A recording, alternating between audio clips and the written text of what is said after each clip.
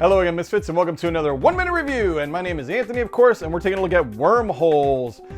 Too many jokes, too little time. However, this is by AEG, and we love AEG here, guys. They have an awesome library of games. And the thing I love about their games is that they're beautifully made, and they're designed to be quick and playable, but have some complexity, have some strategy to them without, taking all day long. They just have a whole litany, a whole library of games that I like that do that.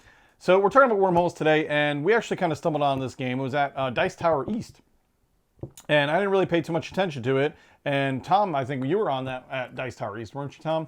Yeah. And we, after a little while, we got a copy and we played it, and man, it was a lot of fun. So let me go over a couple things there about Wormholes. Basically, you have a random select board here. You put them down, and you basically have ways to modular this. So you can random galaxy every time, and each board has a couple of different planets. The flip sides change the arrangement, and some things, some of the planets have different little abilities, but for the most part, they're all generally the same. So you're flipping to design your board, and everybody gets a ship and all these holes, but they're actually circles. And you stack them up in order, and then you get cards, and these cards are basically passengers. The whole point of the game is you're delivering passengers for points, and also making wormholes.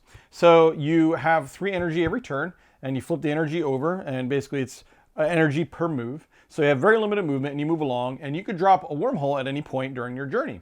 The thing about it is, though, is you have to drop them in order from 1 to 5. So when you drop your first one, you have to drop its correlating partner somewhere on the map next. You can't drop like a 1 and a 2 and then go somewhere else and drop a 1 and a 2, thereby making kind of some concentrated effort, to have kind of wormholes all in these exact spaces. You have to put them in order.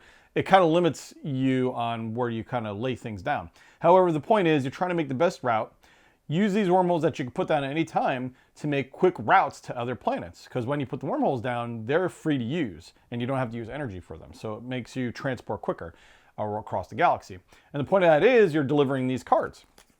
Now these cards are very simple. They just have the picture of the planet on them. And when you go in the orbit of a planet, you pretty much just drop them off. And you can drop them all off if they have the matching planet symbol. And they go on your stack of pile here for points for later on. And that's literally the entire game pretty much. You're limited to picking up new cards once per turn. And you can do that in the orbit of a planet. Or, and one of the things I really like about this, if you go to a planet and you pick up cards, you are not able to keep the cards of that planet, of course, because then you'd be cheating, dropping people off immediately. It doesn't really work, right? So these cards get discarded to a stack here. And that's a discard stack for the space station itself. So when you go back to the space station, instead of pulling from the top deck, the stack of cards here, you actually pull from the discard deck. So you actually get to choose what planets that you want to pull from as long as they're in the discard pile.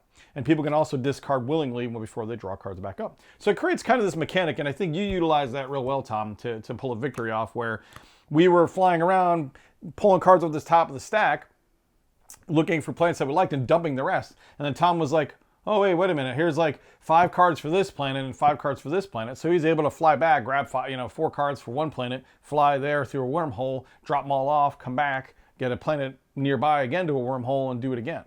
Right? Isn't that how it works? Yeah. Yeah. So that's how I won. That's how he won. So it's a cute game. It is a very cute game.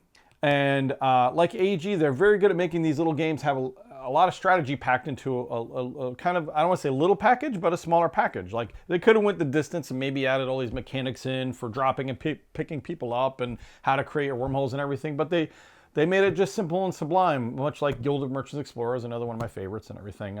And the components are very good. I like the quality of the wormholes and everything else. I think people make upgrade kits for this game, although I don't think it's terribly necessary. I think everything here serves its purpose very well. I mean, they could have upgraded some of the cardboard stuff, but why? I mean, it's not a grandiose game. It's just a fun game. And that's what I really like about them when it comes down to it at the end of the day.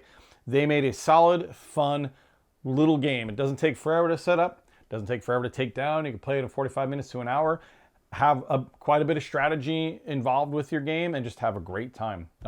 Great game. I highly recommend this game. It's a lot of fun. I don't quite like it as much as Guild, maybe because I like Guild's theme a little bit better. However, this is just on par. It's a very simple yet strategic movement game. The art's good. The components are fine.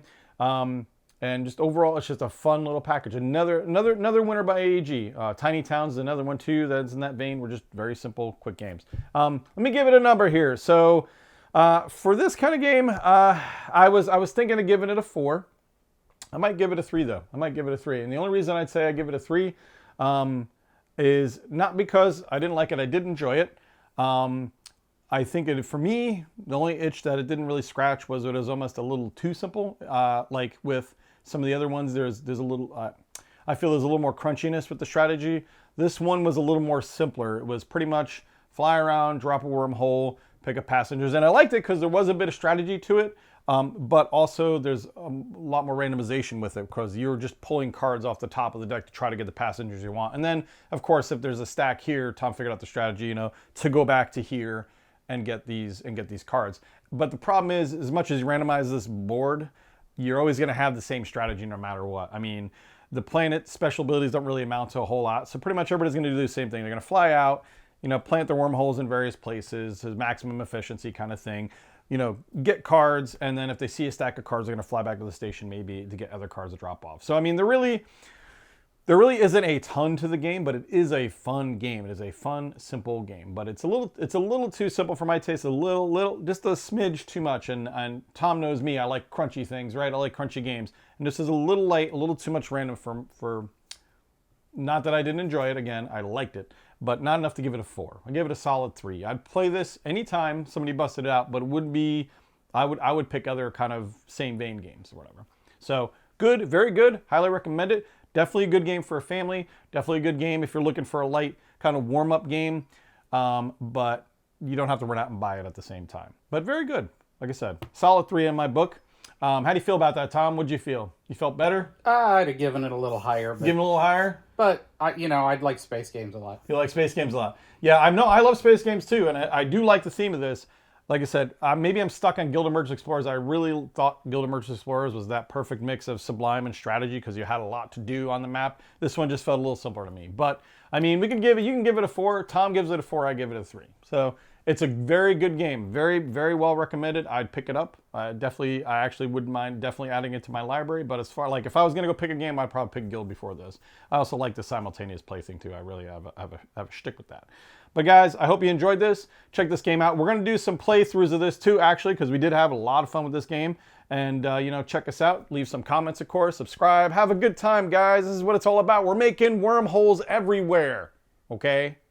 Right? Isn't that what we're doing? Yeah. Okay. Yes, we're making wormholes.